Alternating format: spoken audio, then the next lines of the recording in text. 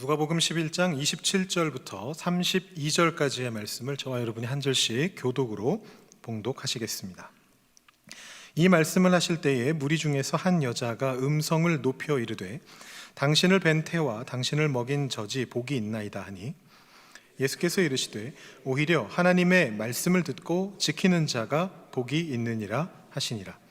무리가 모였을 때에 예수께서 말씀하시되 이 세대는 악한 세대라. 표적을 구하되 요나의 표적 밖에는 보일 표적이 없나니 요나가 니느웨 사람들에게 표적이 됨과 같이 인자도 이 세대에 그러하리라.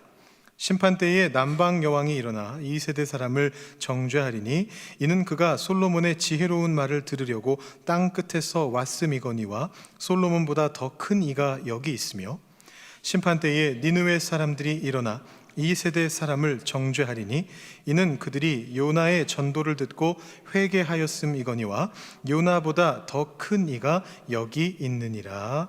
아멘. 어린 시절 불렀던 찬양 중에 이런 찬양이 있습니다. 여러분들도 혹시 불러보셨는지 모르겠는데요, 오래된 찬양입니다. 작은 광주리에 모세를 알죠. 혹시 들어보셨습니까? 어두운 구덩이에 예레미야도. 저랑 비슷한 세대 없으십니까? 큰 물고기 속에 요나도 알죠. 이런 어린이 찬양이 있었습니다. 잘 모르시는 분들도 많으시네요. 이 찬양에서 지금 방금 가사에서 들으신 것처럼 어릴 때부터 우리가 익숙하게 보는 성경 인물 중에 큰 물고기 속에 요나가 있습니다. 우리에게 아주 친숙한 존재고요. 피노키오 같은 동화의 모티브가 되기도 했었습니다. 피노키오에서는 고래 뱃속에 들어가게 되는데 하나님 말씀 속에서는 큰 물고기 뱃속에 들어갔던 사람이 바로 요나다, 그렇게 이야기합니다. 크리스천이 아닌 사람들도 잘 아는 스토리 중에 하나고요. 사실 그 스토리가 좀 믿기 어려운 그런 스토리이기는 합니다. 근데 이제 크리스천이 아닌 사람들은 그래서 이 스토리는 못 믿겠다 이렇게 이제 얘기하는 사람들도 있겠는데, 저는 이제 크리스천의 입장에서, 목사의 입장에서 이 요나에 대한 또 다른 특이한 부분을 발견하게 됩니다. 그건 뭐냐 하면 이 요나가 전형적이지 않다라는 것입니다. 전형적이지 않다는 건 무슨 얘기냐면 좀 특이하다라는 것입니다. 여러분, 요나는 어떤 존재입니까? 바로 선지자입니다. 선지자가 무슨 뜻입니까? 앞에 것을 미리 알고 있는 사람, 이제 그런 뜻입니다. 사실 그게 이제 히브리어 나비의 이제 번역어인데 그렇게 딱 좋은 표현은 아닌 것 같아요. 번역어가 그렇게 좋지는 않은데 어쨌든 우리 말로 느껴지는 그 느낌은 뭐냐 하면 미리 아는 사람, 그런 뜻입니다. 이 나비라고 하는 단어를 예언자로 번역하기도 합니다. 경우에 따라서는 예언자로 번역할 경우에는 미리 말하는 사람, 그런 뜻이 됩니다. 그리고 또 성경 안에 보면 이 선지자들을 일컬어서 선견자라고 그렇게 부르기도 했습니다. 이 선견자라는 것은 미리 보는 사람, 그런 뜻입니다. 그러니까 결과적으로 이 선지자들을 가리키는 이 모든 표현들은 어떤 의미가 있느냐 하면 이 선지자, 예언자, 선견자, 이 세 가지 말들은 다 어떤 의미가 있느냐 하면 뭔가 미래를 미리 알고 예측하고 알려주는 사람, 그런 의미가 그 안에 들어 있습니다. 그러다 보니까 우리는 이 선지자들을 어떤 존재로 생각하게 되느냐 하면 일종의 예언가라고 생각하게 됩니다. 옛날에 좀 유명했었던 그 99년에 인류가 멸망한다, 노스트라다무스, 혹시 기억나시는지 모르겠는데 하늘에서 공포의 대왕이 내려오리라, 이제 그런 이야기들을 했던 어떤 예언가 같은 존재다. 미래의 어떤 특정 시점에 몇 년, 몇 월, 며칠에 어디에서 무슨 어떤 일이 벌어지게 될 거고 그것 때문에 큰일이 나게 될 거다, 이런 것들을 말해주는 노스트라다무스나 이지함, 토정비결, 그런 사람과 비슷한 존재가 아닌가, 이렇게 이제 생각을 하게 됩니다. 근데 실제로 선지자들이 했던 것은 어떤 것이냐면, 물론 미래를 이야기하는데 그게 언제 몇 년 몇 월 며칠에 뭔 일이 일어날 거다, 이런 식으로 얘기는 잘 안 하고요. 가끔 그렇게 얘기하기도 합니다만 보통 그런 얘기를 안 하고, 뭘 얘기하느냐 하면 기본적인 스탠스는 뭐냐면, 이 선지자들의 가지고 있었던 태도는 뭐냐 하면, 당신네들 그렇게 살면 하나님의 벌을 받게 돼, 그렇게 살다가 죽음으로 들어가게 될 거야 라는 얘기를 해주는 겁니다. 그러니까 미래가 관심이 아니고요, 이 선지자들의 핵심 관심은 지금 눈앞에 있는 사람들이 어떻게 살고 있느냐입니다. 그 사람들이 그런 삶의 태도를 가지고 계속 살아가다 보면, 우상 숭배하는 태도를 가지고 계속 살아가다 보면, 하나님 뜻에 어긋나는 삶을 계속 살아가다 보면 당신들의 삶은 죽음으로 끝나게 되고 지옥으로 가게 될 거다. 그거에 대한 경고를 해주는 것이 선지자들의 기본적인 모습들이었습니다. 그렇기 때문에 그 앞에 있는 사람들이 죽을 것이다, 망할 것이다를 얘기해야 되기 때문에 자기도 목숨 걸고 거기 나갔습니다. 안 그러면 너희 죽을 거야 라는 얘기를 하는데 그 사람들이 화가 나가지고 나를 죽일 수도 있잖아요. 자기 목숨까지 내걸고 죽음을 각오하고서라도 하나님이 전해야 된다 말씀하신 그 말을 전하러 간 사람들이 선지자들입니다. 그래서 이 선지자들은 항상 하나님 앞에, 그리고 백성들 앞에서 아주 강력한 선포를 했던 사람들입니다. 아모스는 이런 말을 합니다. 제가 언제 한번 여러분들께 설교했던 본문인데요, 아모스 3장 7절 8절을 보시면 이런 말씀이 나옵니다. 주 여호와께서는 자기의 비밀을 그종 선지자들에게 보이지 아니하시고는 결코 행하심이 없으시리라. 사자가 부르짖은즉 누가 두려워하지 아니하겠느냐? 주 여호와께서 말씀하신즉 누가 예언하지 아니하겠느냐? 사자가 뒤에서 으르렁 하는 것보다 더 위대하신 하나님이 말하라 라고 하니까 자기가 죽음을 각오하고서라도 나가서 얘기할 수밖에 없다, 이렇게 고백하는 장면입니다. 예레미야는 또 이렇게 말했습니다. 예레미야 20장 7절부터 9절까지 말씀인데요, 조금 길지만 제가 읽어드리겠습니다. 여호와여, 주께서 나를 권유하심으로 내가 그 권유를 받았사오며 주께서 나보다 강하사 이기셨으므로 내가 조롱거리가 되니 사람마다 종일토록 나를 조롱하나이다. 내가 말할 때마다 외치며 파멸과 멸망을 선포함으로 여호와의 말씀으로 말미암아 내가 종일토록 치욕과 모욕거리가 됨이니이다. 내가 다시는 여호와를 선포하지 아니하며 그의 이름으로 말하지 아니하리라 하면 나의 마음이 불붙는 것 같아서 골수에 사무치니 답답하여 견딜 수 없나이다. 이스라엘 백성들이 잘 살고 있는데 그 앞에 가가지고 당신들의 미래는 파멸이요, 그렇게 살면 하나님께 벌 받습니다 라고 말하고 있으니까 사람들이 코웃음 칩니다.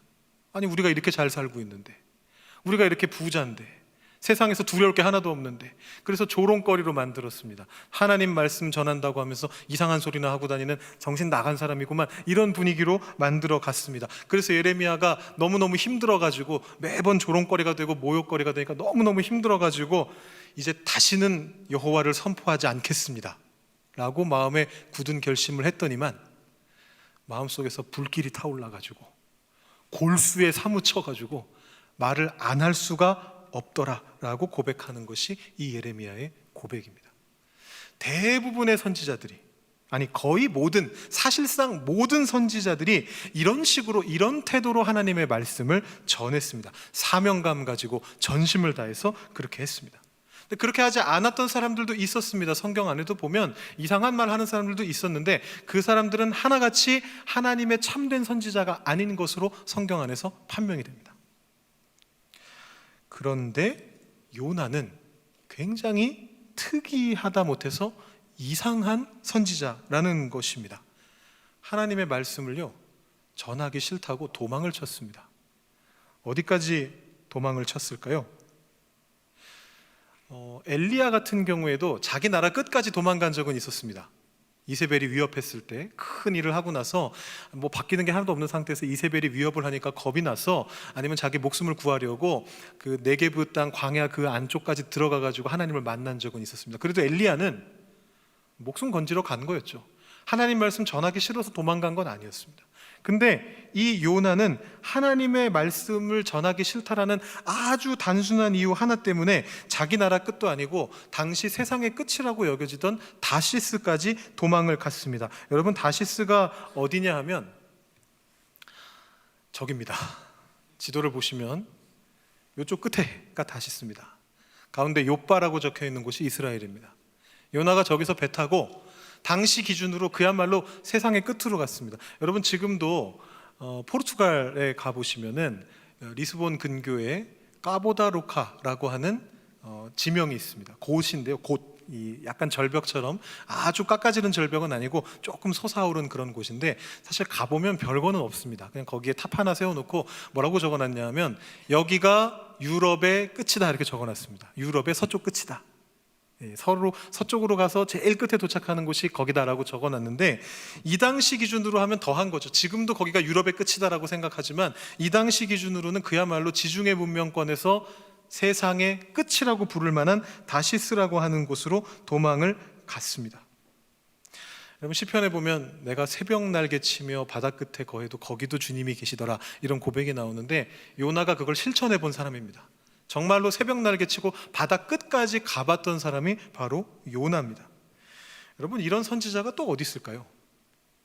좀 죄송한 표현이지만 제가 요나 선지자가 저보다 위대한 존재일 거라고 저는 생각하고 싶은데, 그래도 이런 말이 저절로 튀어나와요. 이게 과연 선지자인가? 이것이 과연 선지자인가? 여러분, 그 다음 스토리도 아주 가관입니다. 도망치다가 하나님께 걸렸죠. 하나님 보내신 풍랑을 맞고서 바닷속으로 가라앉았습니다. 그리고 거기서 하나님이 보내셨던 물고기한테 먹혔습니다. 무서운 거 치고는 조금 귀여운 그림을 제가 준비를 했는데요. 거기서 물고기한테 먹혔습니다. 이거 어린이들한테 보여주는 그림인데, 먹혔습니다. 자, 그리고 그 물고기 뱃속에서 사흘 동안 기도했습니다. 근데 제가 생각하기에는 기도를 도대체 왜 했는지 모르겠어요. 그 다음에 행태를 보면, 자, 이제 물고기로부터 이제 토해져서 육지에 도착하게 되고 이제 하나님 명령에 따라서 니느웨까지 가게 되는데, 이런 정도로 하나님의 위대하심을 경험했다면 이제 정신을 차려야죠. 이제는 선지자답게 좀 선포를 해야죠. 근데 성경 말씀에 요나서 3장을 보면 뭐라고 나와 있느냐 하면, 사흘 거리의 큰 성읍을 하루 동안 다녔다라고 그렇게 기록해 놨습니다. 무슨 뜻입니까? 사흘 동안 돌아다녀야 겨우 그 성읍을 돌아다닐 수 있는 그곳을 단 하루 돌아다니면서 외쳤다는 겁니다. 저는 여기에서 어떤 모습을 보느냐 하면 알바생의 모습을 봅니다. 여러분, 알바 해보셨습니까? 자기 사업하는 분하고 이 비즈니스를, 이게 내 사업이야, 내가 이걸 열심히 해야 돼 라고 생각하시는 분이 그 사업을 하시는 거하고, 알바생을 고용해서 그 알바생이 그걸 할 때하고 태도가 다르잖아요. 태도 자체가 달라집니다. 아예 달라집니다. 근데 지금 요나를 보면 약간 그런 느낌이에요. 지금 하기 싫어 죽겠는데 하나님이 어거지로 갖다가 시키니까 진짜 억지로 하고 있습니다. 알바생처럼 하고 있습니다. 3일 동안 다녀라 그랬더니 고기를 하루 한 걸음, 이렇게 몇 걸음 걸어간 다음에 몇 번 외치고 나서 하나님 저 다 했습니다, 이제 더 이상 안 할래요, 지금 이런 분위기로 가고 있습니다. 근데 그 미적미적한 선포를 듣고 니느웨가 회개한 거예요. 참, 이것도 황당한 일인데 회개했습니다. 그랬더니 이번에는 요나가 어떻게 반응하느냐 하면 화를 냅니다. 하나님한테. 그야말로 갈 때까지 가는 거예요. 선지자로서 이렇게 하면 안 된다라는 걸 마치 다 보여주는 것처럼 온갖 것을 다 보여주는데 하나님한테 화를 냈습니다. 그리고 요나서가 끝날 때까지 이 선지자답지 않은 선지자가 하나님께 뭐 회개를 했다거나 무슨 깨달음을 얻었다거나 아니면 정신 차리고 이제 그 후로는 제대로 활동을 했다거나 해피엔딩이 전혀 나오지 않습니다. 끝까지 이상한 선지자로 남았습니다. 굉장히 이상하죠. 아주 이상한 선지자입니다. 더 이상한 건 여기는 이제 조금 학문적인 내용이 포함되는데요. 성경에 나오는 모든 선지서들은 다 흐름이 좀 있습니다. 여러분 읽어보시면 아시겠지만 느낌이 다 비슷비슷합니다. 예언자가 나와서, 선지자가 나와서 어떤 말씀을 전합니다. 누구에게 전하는 하나님의 말씀이다, 들으라 한 다음에 그 말씀을 쭉 이렇게 나열하는 그런 형태로 대부분의 예언서가 구성이 되어 있습니다. 근데 요나서는 그냥 스토리로 끝나요. 요나가 무슨 하나님의 말씀을 어디다 어떻게 전했는지 그 내용이 전혀 들어가 있지가 않습니다. 사흘 거리를 하루 동안 가면서 니느웨한테 회개하라고 말했대는데 정확히 무슨 말을 어떻게 했는지도 적혀 있지 않습니다. 그래서 어떤 학자들은 뭐라고까지 생각하느냐 하면, 이건 이제 그 학자들이 생각이니까 여러분 받아들이실 필요는 없는데, 뭐라고까지 생각하느냐 하면 이 너무 선지자 같지 않다. 그래서 이 요나서가 실제 요나가 겪은 경험이 아니라 후대 사람들이 이 요나의 이름을 따다가 만들어낸 얘기가 아닐까, 이런 생각을 하는 그런 학자들까지 있습니다. 얼마나 선지자답지 않으면. 열왕기하에 요나가 한 번 더 나오긴 나오거든요. 열왕기하 14장 25절에 아미떼의 아들 요나가 나옵니다. 여기에서는 되게 정상적인 사람으로 나와요. 왕 옆에서 왕에게 하나님의 말씀을 전해주는 궁정 선지자로 그렇게 나타나고 있습니다. 그런데 요나서에서는 전혀 선지자답지 않은 모습으로 나타나는 거죠. 그래서 어떤 학자들은 심지어 그렇게까지 얘기하는 거죠. 이 사람의 열왕기하에 나오는 이 요나의 이름을 따다가 만든 교훈적인 얘기가 아니냐, 그런 말까지 하는 것입니다. 제가 요나의 이야기를 여러분들께 길게 말씀드린 까닭이 있습니다. 그것은 바로 예수님께서 오늘 말씀 속에서 이 요나를 언급하고 계시기 때문입니다. 요나의 표적이라는 말로 예수님이 복음서 안에서 3번 요나를 언급하십니다. 근데 이제 기본적으로는 다 같은 말씀인데요, 그 앞뒤에 붙어있는 말씀들이 조금씩 다르기는 합니다. 그래서 제가 오늘 말씀을 일단 누가복음 11장을 읽었습니다만 다른 두 말씀, 마태복음 12장과 16장에 나오는 말씀도 좀 같이 우리가 보면서 오늘 말씀을 전해보려고 합니다. 일단 기본적인 핵심 메시지는 3번의 경우가 다 똑같습니다. 예수님이 요나의 표적을 왜 언급하셨느냐 하면 이런 의미로서 언급을 하셨습니다. 오늘 우리가 읽은 말씀의 29절 말씀입니다. 무리가 모였을 때 예수께서 말씀하시되 이 세대는 악한 세대라 표적을 구하되 요나의 표적밖에는 보일 표적이 없다, 이렇게 말씀하고 계십니다. 악한 세대가 표적을 구했는데 거기에 대한 예수님의 대답이 요나의 표적이었다라는 것입니다. 여러분, 표적이라고 하는 게 뭡니까? 표적이라고 하는 것은 뭔가를 증명하기 위한 어떤 근거 자료 같은 걸 말하는 겁니다. 영어로 치면 사인, 이렇게 표적 자체가 사인이란 말인데 뭔가를 증명하는 어떤 증명서 같은 그런 느낌을 주는 말입니다. 자, 예수님 당시의 사람들이 예수님에게 증명하라라고 요구한 겁니다. 뭘 증명하라고 했을까요? 예수라는 존재가 하늘에서 내려온 존재가 맞는지, 바꿔 말하면 이 유대 땅을 구원할 메시아가 맞는지 그것을 증명하라, 그런 것입니다. 우리가 도대체 당신의 뭘 보고 믿으면 됩니까? 라고 물어본 것입니다. 근데 거기에 대해서 예수님이 대답하시는 게 요나의 표적 말고는 내가 보여줄 게 없다라고 말씀하고 계시는 거죠. 물론 이 안에는 약간 과장이 섞여 있습니다. 복음서 안에 보면 예수님께서 다른 표적들도 많이 보여주셨어요. 대표적으로 요한복음을 보시면 그 물이 포도주로 변하는 가나 혼인잔치의 기적부터 시작해가지고 예수님이 여러 표적을 보여주셨다라는 그런 말씀들이 나오고, 그 중에는 심지어 하늘로부터 오는 표적을 달라라고 말하는 사람들에게 예수님이 내가 바로 하늘로부터 내려오는 참떡이다 라고 말씀하시는 그런 장면들도 나오고 있습니다. 그렇기 때문에 예수님께서는 여러 가지 표적들을 이미 보여주셨는데 지금 이 순간에는 뭔가 의도가 있으셔서 일부러 과장해서 말씀하시는 거예요. 내가 너희들에게 보여줄 수 있는 표적은 딱 하나밖에 없는데 그건 뭐냐? 요나의 표적이다 라고 그렇게 말씀하시는 겁니다. 그런데 여러분, 요나의 표적이라고 하는 게 도대체 뭘까요? 이게 오늘 말씀의 핵심인데요, 저희가 오늘 요나의 일대기를 살펴봤거든요. 오늘 말씀이 요나서 말씀이 아닌데도 불구하고 요나의 일대기를 한번 쭉 살펴봤습니다. 왜냐하면 이 요나를 예수님께서 언급하고 계시는데 그 안에서 도대체 요나의 표적이 뭔가를 알아내야 되기 때문입니다. 우리가 예수님께서 이렇게 말씀하신 것을 기억합니다. 오늘 우리가 읽은 누가복음 말씀에는 없습니다만 병행 구절인 마태복음 12장에 예수님이 이런 말씀을 덧붙여주고 계셔요. 요나가 밤낮 사흘 동안 큰 물고기 뱃속에 있었던 것 같이 인자도 밤낮 사흘 동안 땅 속에 있으리라 라는 말씀을 더하십니다. 이게 이제 요나의 표적이라는 거죠. 자, 근데 당시 사람들은 사실 못 알아들었을 겁니다. 왜냐하면 땅 속에 3일 동안 있는다는 게 도대체 무슨 뜻인지도 모르겠고 요나하고 도대체 어떻게 연결되는지도 아마 몰랐을 거예요. 근데 우리들에게는 굉장히 납득이 되는 표적입니다. 왜냐하면 우리는 다 알고 있잖아요, 그 뒤에 스토리를. 예수님께서 십자가상에서 죽음 당하시고 그 후에 다시 땅에 묻혔다가 그 땅 아래에서 3일 동안 계셨다라는 걸 우리는 다 알고 있습니다. 그래서 요나가 3일 동안 물고기 뱃속에서 땅 아래 들어간 것과 비슷한 일을 예수님이 겪으셨다라는 걸 우리는 알고 있습니다. 요나서에 보면 이런 표현이 나옵니다. 물고기 뱃속에서 요나가 기도했던 기도 내용인데요, 내가 산의 뿌리까지 내려갔고 땅이 나를 둘러 덮었다. 그야말로 땅 아래로 내려갔었다라고 고백하는 그런 고백이 나오는데 예수님이 바로 그 요나의 이 모습을 떠올리시면서 지금 이야기하고 계신 겁니다. 굉장히 강력한 표적이죠. 예수님이 땅속에 들어갔다 나오신다. 근데 의아한 부분이 있습니다. 제가 이번에 예수님은 말씀을 어떻게 읽으셨을까? 이 말씀을 전하면서 제일 많이 하는 말 중에 하나가 의아한 부분이 있다, 이런 건데요, 성경 안에서 의아한 부분을 찾게 되는 건데 오늘 이 경우에도 마찬가지인데요, 3일이라는 숫자, 그 다음에 땅 아래로 내려간다라고 하는 상징적인 표현, 이 두 가지를 제외하고는 예수님과 요나는 아무런 접점이 없습니다. 닮은 부분이 하나도 없습니다.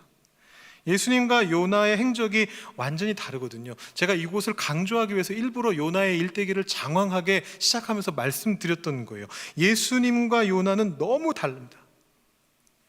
하나님께 죽기까지 순종했던 예수님, 도망가고 또 도망가다가 어쩔 수 없는 지경에 이르러서야 겨우 가가지고 알바생 모드로 하나님 말씀 전했던 요나. 어디가 닮았습니까?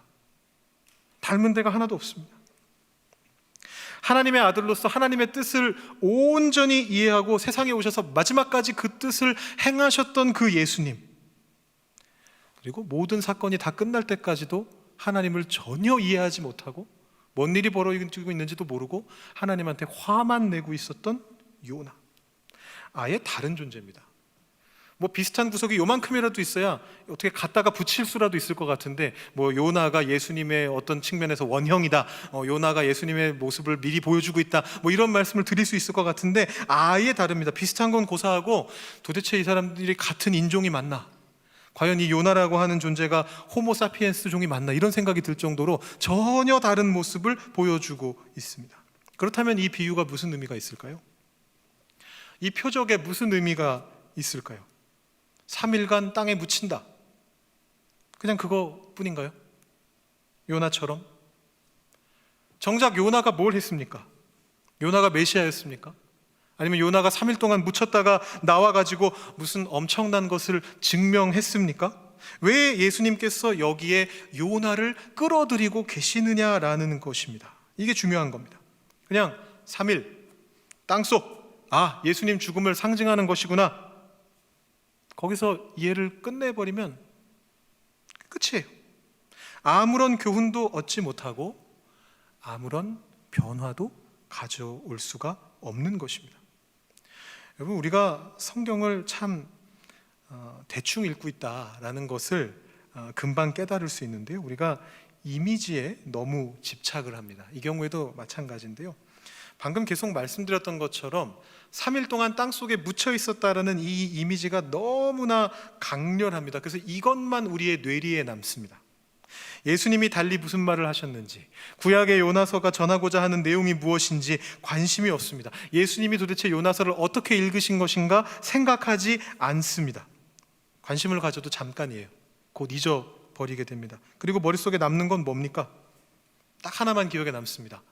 큰 물고기 속에 요나, 3일 동안 물고기 뱃속에 있었던 요나. 그럼 이렇게 생각하게 되는 겁니다. 나도 이거 알아요. 이거 어릴 때부터 배웠거든요. 교회에만 오면 맨날 봤던 그림이거든요. 저도 알아요. 예수님도 요나처럼 3일 동안 땅속에 묻혀 계셨다는 거죠. 잘 알아요. 딱 보니 나오네요. 둘 사이에 공통점이. 느낌 아니까, 봤던 거니까, 아는 거니까. 그렇게 말하고 거기서 끝내버린다라는 것입니다. 마태복음 16장에 오늘 말씀과 연결되는 말씀인데요, 마태복음 16장에 나오는 그 말씀 속에서 예수님이 이미지에 집착하고 있었던 그 당시 세대를 이런 말씀을 통해서 지적하고 계십니다. 바리새인과 사두개인들이 와가지고 하늘에 대해서 묻습니다. 하늘에서 묻는 게 아니고 예수님에 대해서 이야기하면서 하늘로부터 오는 표적을 묻습니다. 그때 예수님이 뭐라고 말씀하시느냐 하면 2절 3절 보시면, 너희가 저녁에 하늘이 붉으면 날이 좋겠다 하고 아침에 하늘이 붉고 흐리면 오늘은 날이 굳겠다 하나니, 너희가 날씨는 분별할 줄 알면서 시대의 표적은 분별할 수 없느냐, 이렇게 말씀하시고서 아까 그 말씀을 하시게 되거든요. 어디서 많이 보신 내용이죠. 익숙하지 않으십니까? 예수님이 살아가셨던 그곳도 우리 조국 대한민국처럼 편서풍 지대입니다. 그래서 노을을 가지고 다음날 날씨를 예측할 수 있었습니다. 저녁 노을이 있으면 다음날 날씨가 맑겠구나, 아침 노을이 있으면 오늘 날이 흐리겠구나, 비가 오겠구나, 이렇게 예측이 가능했습니다. 그 사람들도 그걸 했는데, 문제는 뭐냐 하면 이 하늘의 붉은색이라는 이미지가 너무 강렬하잖아요. 노을 보고 아름답다고 생각하고 미래를 생각하지 않는 거죠. 그 의미를 해석하지 않는 겁니다. 시대의 표적을 그런 식으로 분별하려고 했던 겁니다. 우리가 하는 거랑 똑같아요. 큰 물고기 속의 요나를 보면서 야, 아름다운 이미지구나, 근데 그것이 나한테 무슨 의미가 있는지 생각 안 하는 것과 똑같습니다. 그래서 예수님이 말씀하시는 겁니다. 날씨는 구별할 줄 알면서, 노을을 보고서는 해석해낼 줄 알면서, 오늘 날씨가 너무 날씨가 좋겠구나 해석해낼 줄 알면서 왜 시대의 표적은 분별하지 않느냐, 이 표적을 분별해야 된다라고 그렇게 지적을 하십니다. 그리고 나서 예수님이 무슨 말씀을 하시느냐 하면 바로 이 말씀을 하시는 거예요. 오늘 우리가 읽은 말씀 31절 32절입니다.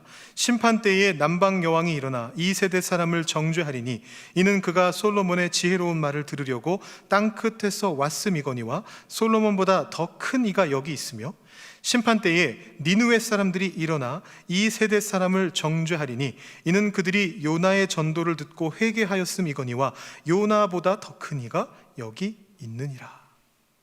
여러분, 이 말씀은 훨씬 이해가 쉽습니다. 예수님이 도대체 큰 물고기 속의 요나를 왜 얘기하셨는지는 잘 모르겠는데 이 말씀은 아주 이해가 잘 됩니다. 우리가 그냥 평소에 생각하지 않고 잊어버릴 뿐이에요. 큰 물고기 속의 요나 이미지 때문에 밀려가지고 이걸 기억을 못할 뿐이지 쉬운 말씀입니다. 구도가 굉장히 간단합니다. 요나가 니느웨 사람들한테 전도했는데 그 참 하찮았던 그 전도를 듣고서 회개하지 않았느냐, 니느웨 사람들이. 마찬가지로 예수님께서 이 땅에 오셔서 하나님의 뜻을 전하는데 이 세대 사람들은 회개하지 않고 있구나, 그건 큰일이다, 회개해야 된다라는 말씀이시죠. 혹시라도 우리가 그 말을 못 알아들으실까 봐 예수님이 똑같은 구도로 한 번 더 말씀하세요. 솔로몬까지 끌어들이셔가지고 한 번 더 말씀하시는 거예요. 구도가 똑같아요. 남방 여왕이 솔로몬 말 들으려고 왔었지 않느냐, 너희들은 왜 내 말을 듣지 않느냐, 이렇게 한 번 더 말씀하십니다. 예수님께서 이 땅에 오셔서 각종 표적과 말씀으로 하나님의 뜻을 전했는데 그 사람들이 이제 곧 그 예수님을 잡아 죽일 거거든요. 니느웨 사람만도 못한 행동을 하게 될 거다라는 것입니다. 여러분, 이 요나서는요, 세계 선교의 맥락 안에 있는 책입니다. 여러분, 거기 등장하는 니느웨가 어떤 존재냐면 이스라엘 당시에 가장 큰 적이었습니다. 그러다 보니까 이 니느웨는 그 당시도 마찬가지고 그 이후 시대도 마찬가지인데 바벨론하고 비슷한데요, 그 이후 시대에도 계속해서 하나님을 대적하는 자의 상징이에요. 아주 악의 소굴로서 성경 안에서 그려지고 있습니다. 여러분, 그런 사람들에게 성경 예언자들, 선지자들이 뭐라고 말합니까? 선지서들 읽어보시면 이스라엘의 적, 악의 소굴, 사탄의 종인 것처럼 보이는 존재들에게 예언자들이 뭐라고 선포하느냐 하면 저들은 나중에 멸망할 것이다. 지금은 굉장히 잘 사는 것처럼 보이지만, 지금은 이스라엘을 핍박할 수 있는 것처럼 보이지만 이제 곧 저곳은 망하게 될 것이다 라고 그렇게 선포했던 곳이 바로 그런 곳입니다. 실제로 나훔 선지자는 니느웨의 멸망을 그렇게 선포했었습니다. 근데 요나서가 바라보고 있는 비전은 좀 달라요. 제가 말씀드렸듯이 이 요나서는 다른 선지자들과 굉장히 다른 관점을 가지고 있습니다.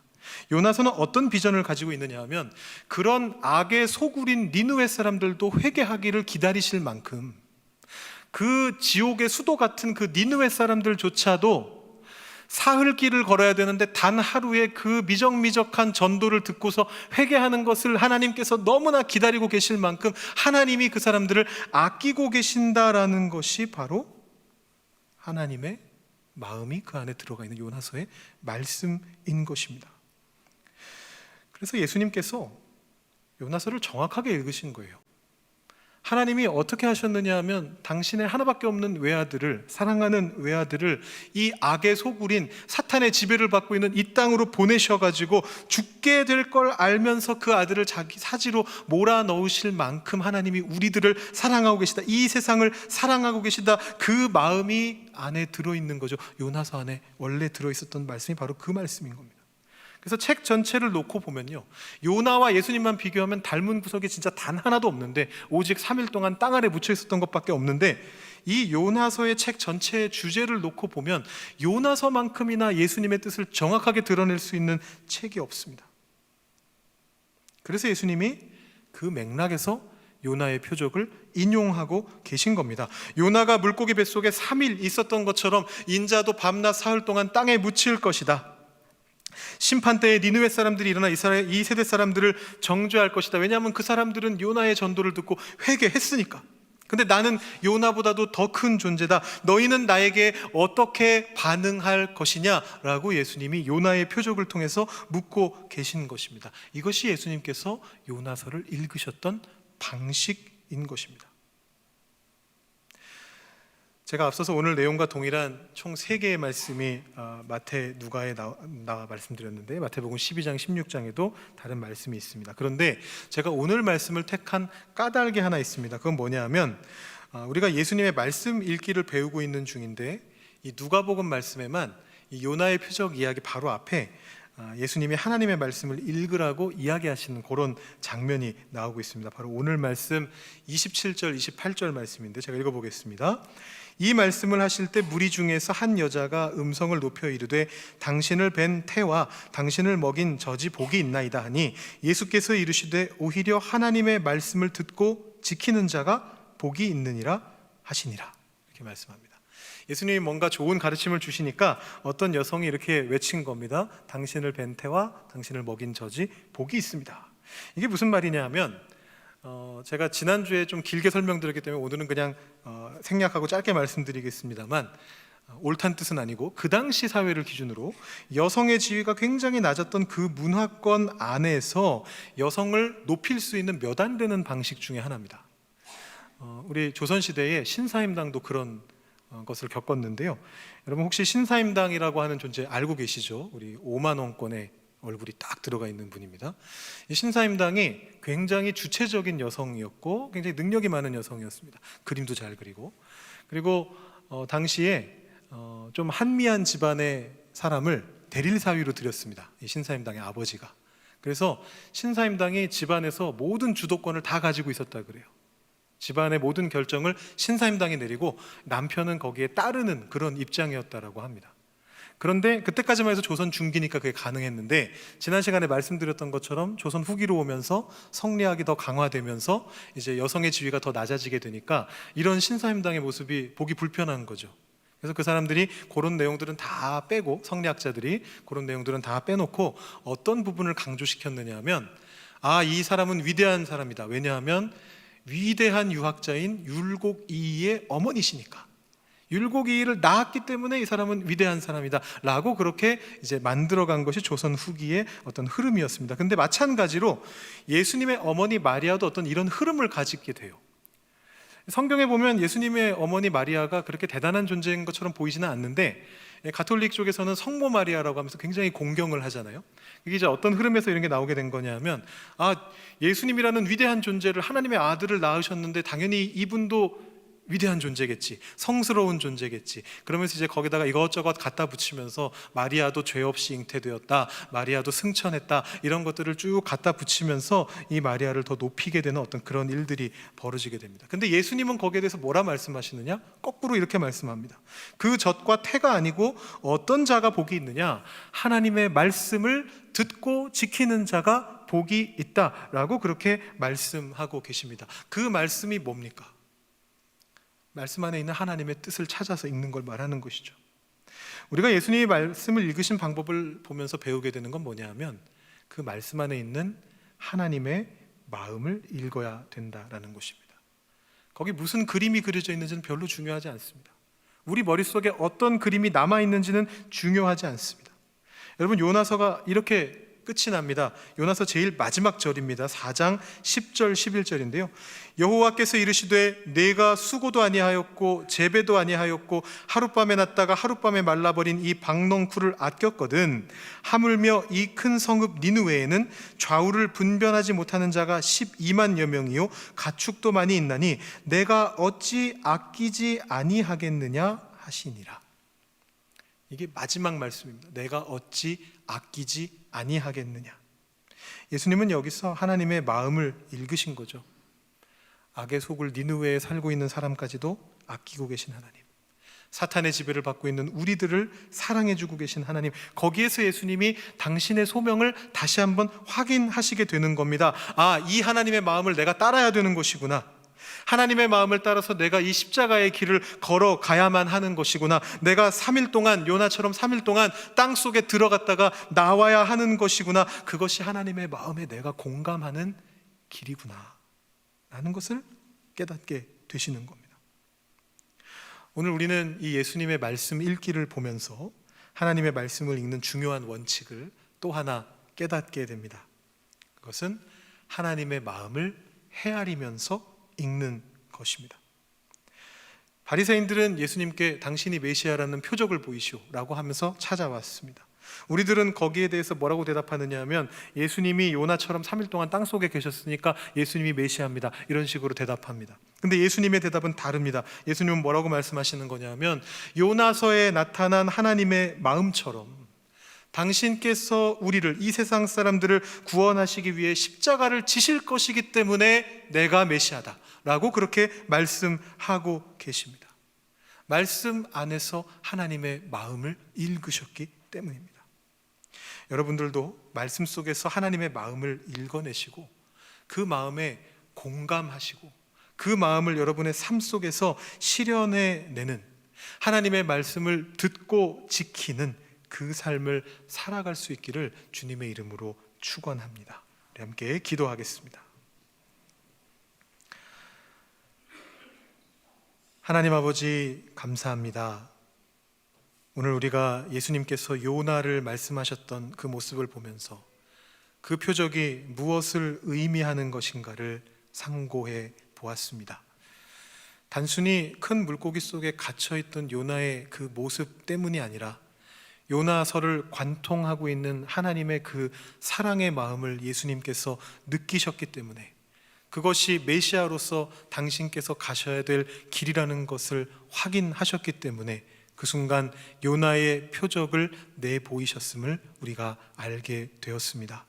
하나님, 우리도 예수님처럼 하나님의 말씀을 읽게 되기를 원합니다. 하나님의 말씀 속에 들어있는 하나님의 마음을 우리가 느끼고 거기에 공감하게 되기를 원합니다. 그래서 하나님의 그 마음을 우리 마음에 품고 하나님의 시선으로서 나를 돌아보고 하나님의 시선으로서 세상을 바라볼 수 있게 되기를 원합니다. 예수님처럼 하나님의 마음을 읽어내는, 하나님의 말씀을 열심히 읽는 우리 한 사람 한 사람이 다 되게 하여 주시옵소서. 그리고 하나님의 마음을 품고 세상으로 나아갈 수 있게 하여 주시옵소서. 감사드리며 예수님의 이름으로 기도드립니다. 아멘.